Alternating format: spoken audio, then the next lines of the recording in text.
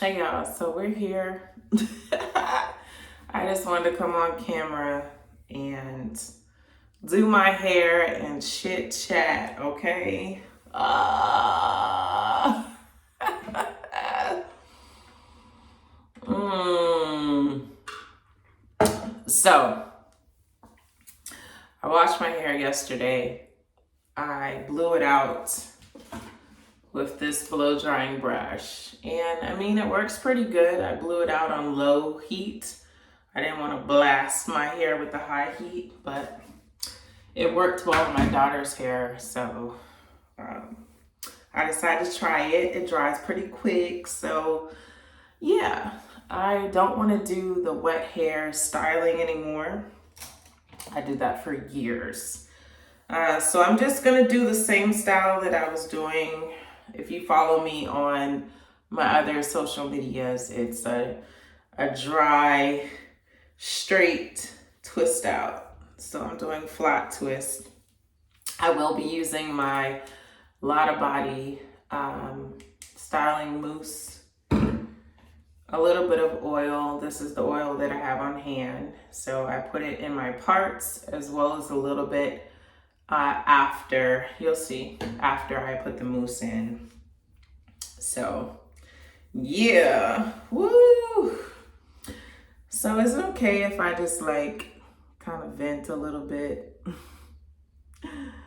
I'm gonna start out with my gratitude. God, I'm so thankful that you continue to bless me, keep my family. Things could be worse. Things could be worse. And I feel like I went through worse while I was in my marriage and going through the whole divorce process. So this is not me complaining. It's just, kind of the normal thing that's going on right now with me, my family. I don't like to share too much because there are a lot of people who, unfortunately, don't have the best intentions for you. A lot of people have a lot of insecurities. And unfortunately, some people like to project them on you when their insecurities are just what they have to deal with on their own. But a lot of people, I realized before I decided to start working on my insecurities, that's hard work. I like to call it heart work. You really have to go within. And a lot of times it's scary. It's scary to go within. It's scary to really be honest with yourself. And I think I naturally was self-aware and like to self-reflect, kind of like when I was younger. So this skill was something that I developed more in over time. As far as looking within, self-reflecting, course correcting, pivoting, mental shifts, mindsets, breaking barriers, all that type of stuff. So these are things that I had to do. And a lot of the reason was because of my upbringing and the different things that went on. But looking within yourself, it's not easy. But what kind of jolted I want to say more of my growth in this area more recently was because of my divorce. Deciding to get my divorce, going through the necessary steps to do all that I could to help to save the marriage, to preserve, to make things better. Working on myself was a big part of it. I'll do the rollers afterwards. But once I, did all I could on my end, it was just like, hey, okay. But with that being said, there's a lot of aftermath that comes with divorce. And a lot of people, someone may be going through the process of contemplating divorce or gathering all the details about the process, or, making their exit strategy, basically. And I'm here to tell you that even though that after you make your decision to start to take those steps towards divorce, it's not going to be easy at all, by no means. It's not going to be easy, but you have to remember your why. And that's like with anything in life, you have to remember your why. And my why was surrounded around mainly my kids having a better quality of life, in the realm of knowing what healthy looks like and how they should be treated in their future relationships or current relationships, how a woman, a young girl, should be treated. And that was like the driving force, because I am a product of divorce, unfortunately. My parents got a divorce.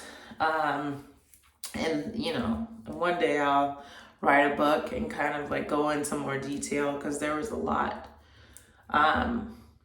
But I wanted my children to know and see what a healthy relationship is, from the standpoint of me loving myself enough, and not accepting certain things, also knowing myself enough to know what I want, and treating myself better first, and how I show up, how I act, what I do to care for myself, and so forth. And then also, having certain boundaries in place to definitely help with who picks me or who comes into my life later down the road, and so forth. So I guess what I'm trying to say is a lot goes on after the fact, because it's not just what happened. If there's an incident or two or three or a million that kind of like was the symptom or the final straw to make you say, okay, I'm done. It's not just about your marriage when you have kids. It's about, okay, how are you going to live mentally and physically and emotionally after you get a divorce? And how are you going to be that example for your children? I don't think I put the oil on my hair. Oh well. How are you going to be that example for your children? How are you going to show up for you? Everything starts with you. And, I know that. A lot of people know that. But it's easier said, or it's easy to recognize, and it's not easy to do on a consistent basis. So the aftermath of divorce, again, it's not an easy road, especially as now a single divorced mother, single divorced woman with 3 children under 10. Okay? It's not easy to be a single divorced mother with 3 children under 10 and working a full-time job. Now, I know that I talked about God not putting more on you than you can bear. And it's so true. Like, it really is true. Because before I took the steps to divorce, I not only prayed, fasted, did a whole lot. But I was like, God, I feel like this is what you're releasing me to. I've done all that I can. I can't be the only one trying to work on me to save this marriage. Um, if divorce is where I need to, or if divorce is the option that I need to go through, I see in your word that you will provide. Like, so I had to really just think about, okay, God, like, you're going to provide. And so he did. And I knew the first thing was, my full-time employment, like being able to manage things financially. But I guess the first thing was changing my mindset to really trust and rely on God and not waver in my faith. Like that was like the first thing I had to work on, because it was, what was it, 2019 was when we kind of went through, this is a lot of information, like our last round.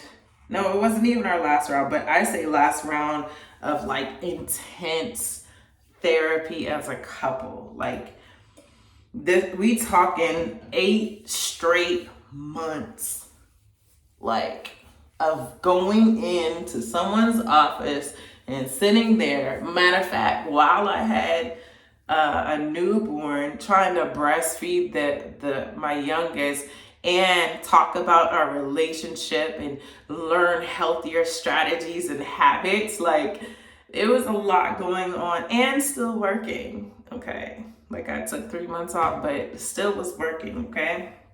I didn't go back to work when we started, but part of the way through that whole process, I went back to work.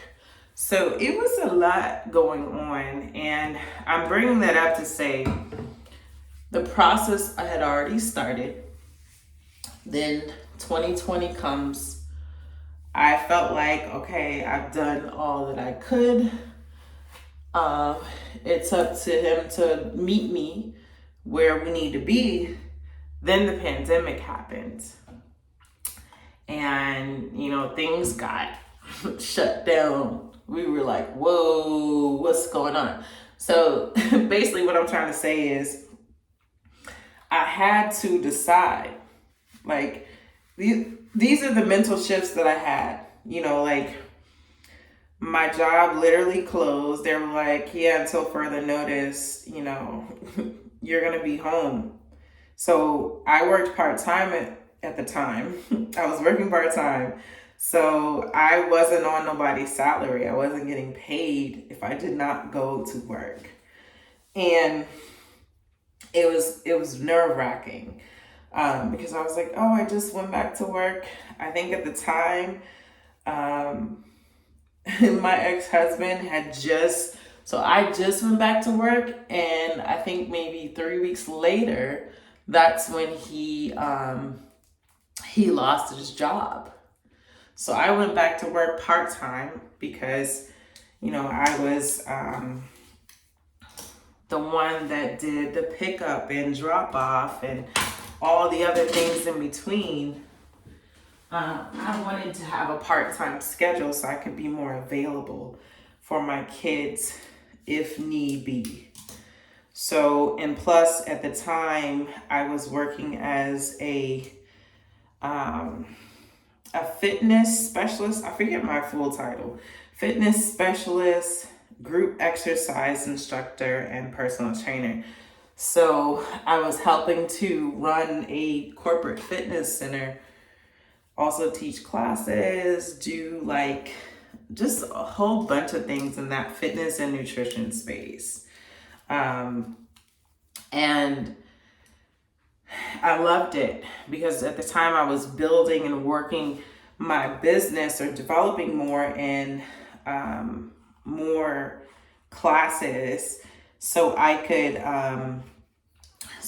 could really just build out more of my services. So I was like building momentum. I probably mentioned this before, but in between that time, I also was like still praying and seeking, like, okay, God, we've hit the end of the road with this counseling. Like, I basically told the counselor, I was like, no, I'm not coming back to do another 8 months of the same thing. Like, that is ludicrous, And so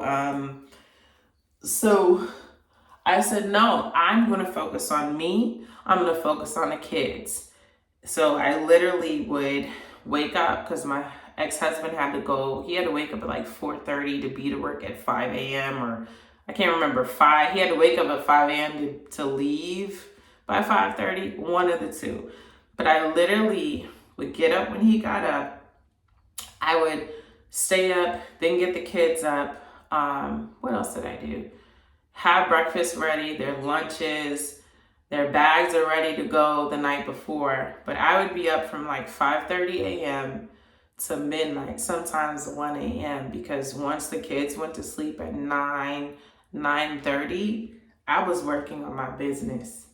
Like, I was working on my business. Because like I said, when I went back to work at that time, when I went back to work, my ex-husband lost his job shortly after. And then it was like a month or 2 weeks after, that's when I picked up another shift. I say shift, but I was working with another corporate fitness company to basically to have 2 part-time jobs to make it full-time. But they couldn't put me on the schedule until, you have to go through, if it's a corporate building, you have to go through all the clearances and all this stuff. So I technically didn't start until like the middle of October. And then when you're new, they don't put you on. It's like you're on call. So a full check from that second job didn't really come in until, I want to say like the middle of November, but I was like, the ball is rolling. God has got, like, I didn't have time to worry about anything else. Like, I literally was in go mode. So, and I don't remember when my ex-husband got his another job because it was some time. But, we always had side hustles. I always had a little more than him because, at the time, I like to make healthy snacks. I did personal training, coaching. What else did I do? Like, I had a lot of stuff that I could do. And so basically, I know I kind of got off track. I'm going to get back there. But I think he had started maybe around the same time my first check came in. He had started driving for Uber Eats.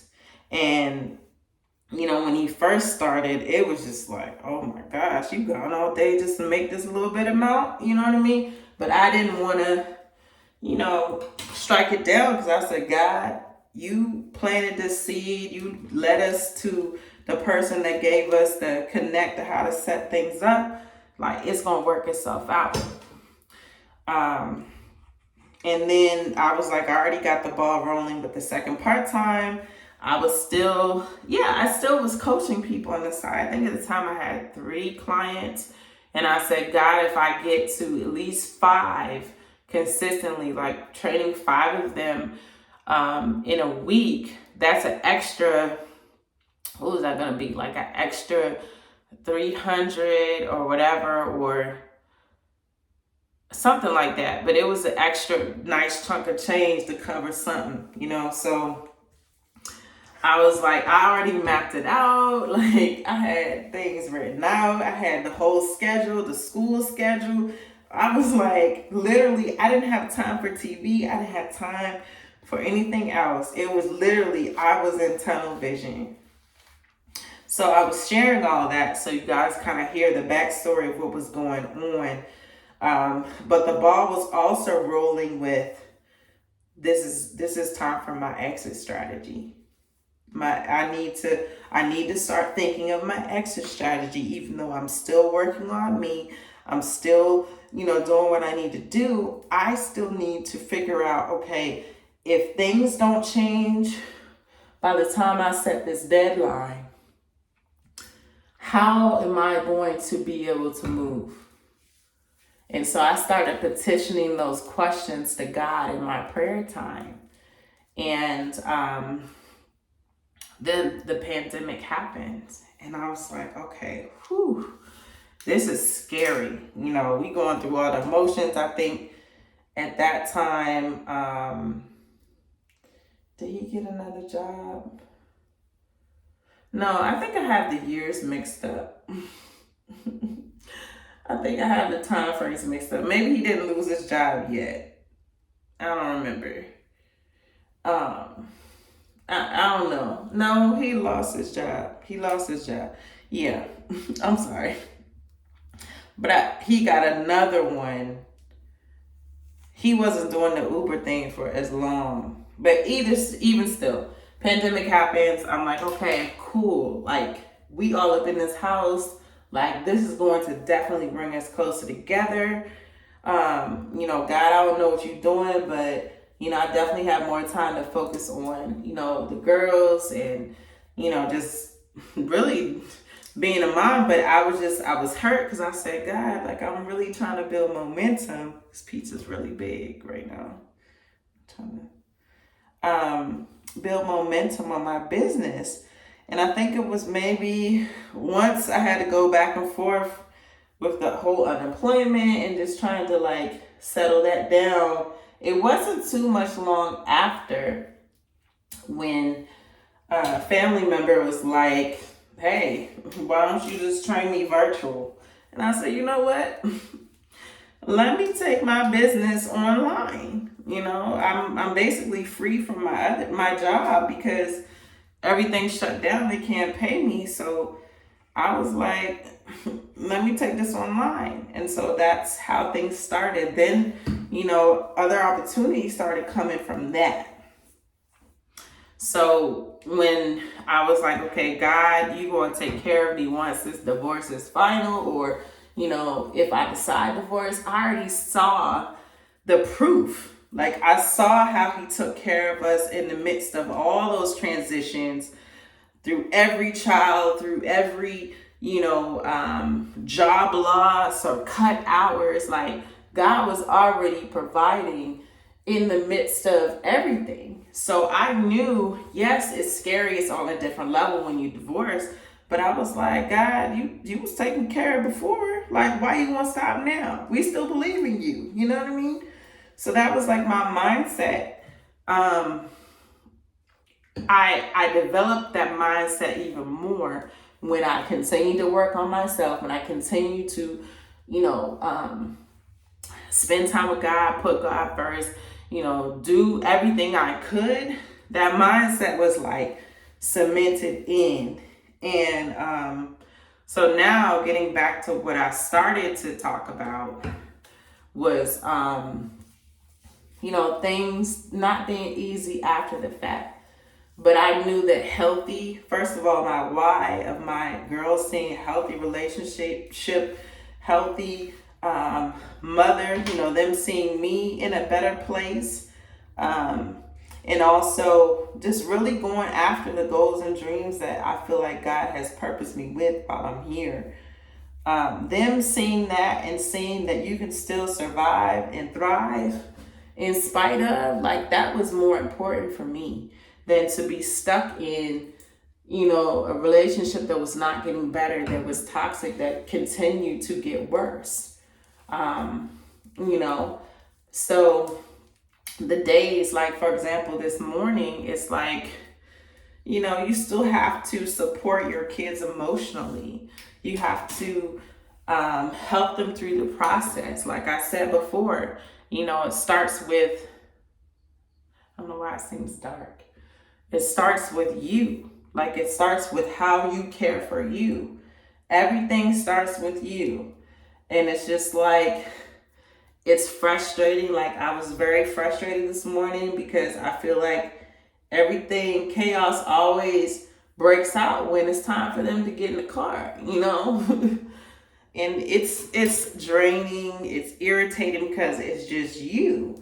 But what I started doing was like, no, even though I am head of household, I'm including their father in these emotional support or disagreements or frustrating moments that they may have from time to time. I'm including him because I'm like, no, this is still your responsibility as well.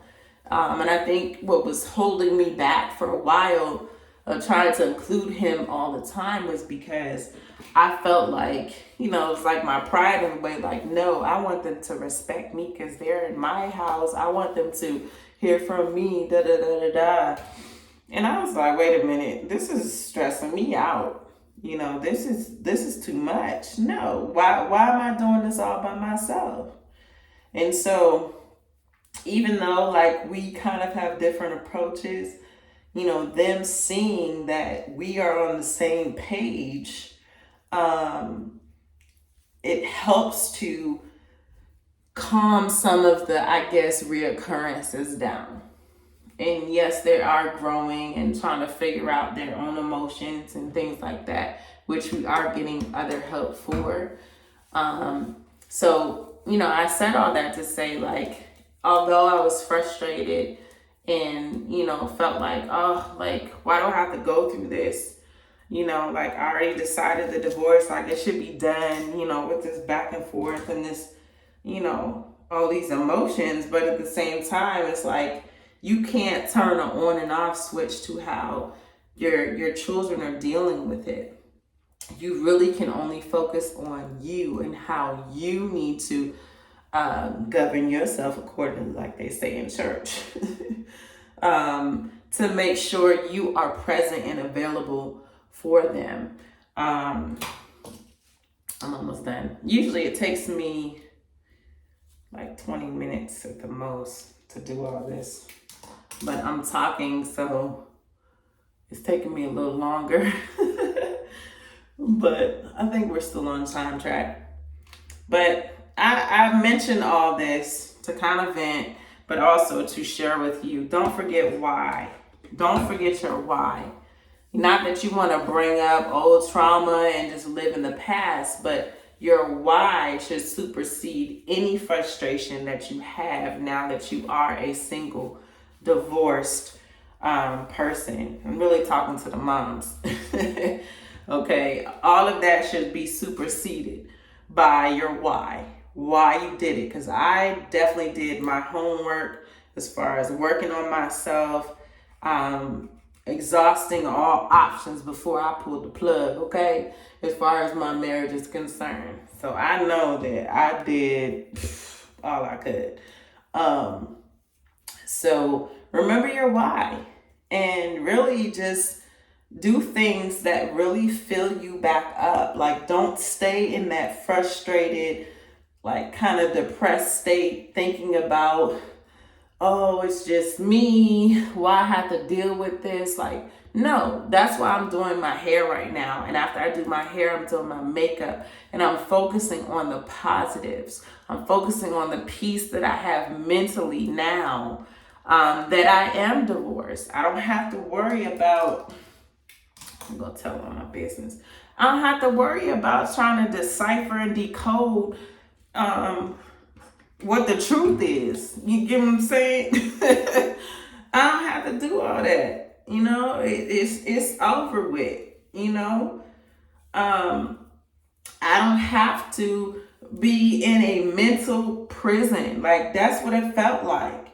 You know, I don't have to experience directly someone's disdain for my presence. I don't have to deal with that, you know. And so that's what honestly keeps me focused when I go through challenging moments as a single divorced mom, trying to, you know, work, be a parent, care for themselves, handle different things, maintain a household, the list of this to infinity.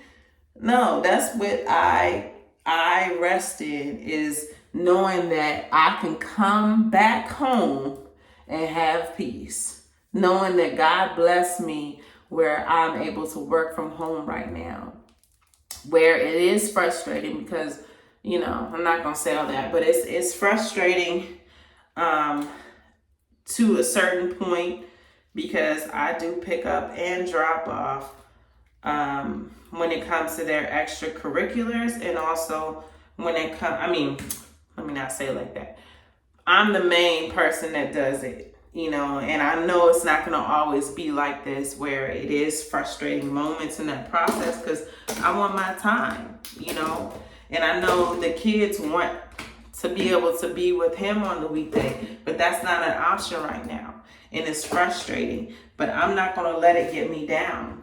You have to be self-aware and really talk yourself through it, and really just hear yourself say, okay, this is the issue. Am I going to stay there? And that's honestly how I had to build momentum before I filed, before I went through the process of, okay, this is what I decide. I'm going to get a divorce. You have to say, okay, these are the issues. And these are the things that I am doing or that I need to do to help the issues, mainly the things I need to work on myself. And after I do these things, what issues are still there? Am I going to stay there, or am I going to do something about it? So doing something about it really, unlocked my mind in so many ways. But again, there are frustrating moments after. There's so much aftermath, but at the same time, peace, mental peace was top priority. And that's what God gave me. Mental peace, as far as knowing that, okay, I did all I could, that I can still come back. I can be in a bed by myself, okay, and be at peace. I can chill out, take my moments like I'm taking now to pour back into myself, because there's an event later that I want to look my best. I want to look my best for me. And these are things that I'm doing. Tonight, we doing this shea scrub. We getting all up in it so I can feel smooth, so I can feel and smell my best, because these are things that I like to do that make me feel good. These are things that I was doing prior to being engaged, prior to being in a marriage. Doing my hair, my nails. I used to do my own nails. These are things that I did, and I didn't realize how those things, not doing those things, affected my mental, affected my outlook of myself. When those things start to fade, the things that you like to do, or that that you were doing prior to start to fade, that's when you need to check yourself. You need to check yourself. And if you're still unable to do them consistently because someone is unwilling to allow you that time, or unwilling to adjust their schedule, or unwilling to adjust their work ethic to give you those things, that's when you need to cut it, or have a conversation. And if the conversation does not fix anything, don't stay there too long. Do not do it, because these are things that you were doing that attracted them to you in the first place. And if they're not appreciating you continuing to do those things, peace, okay? I can write a whole series, a whole book. Like, I know I kind of went off on a tangent, but I just wanted to come on here and vent. So thank you for allowing me to vent. And I just wanted to also encourage someone else to remember their why as they're going through the woes of the aftermath of divorce. There will be better days. There are better days. This is a better day. Shift your mind. Don't say, oh, I'm going to ignore it and act like it didn't happen, or these things aren't happening. No, don't do that. See them for what they are. And then say, have your prayer moment. Say, God, what can I do to get myself back on track? What can I do to adjust this situation as far as the morning time debates or arguments? And God will give you an answer. Okay? But stay encouraged, be blessed, like, comment, and subscribe. And I'll see you soon. Peace.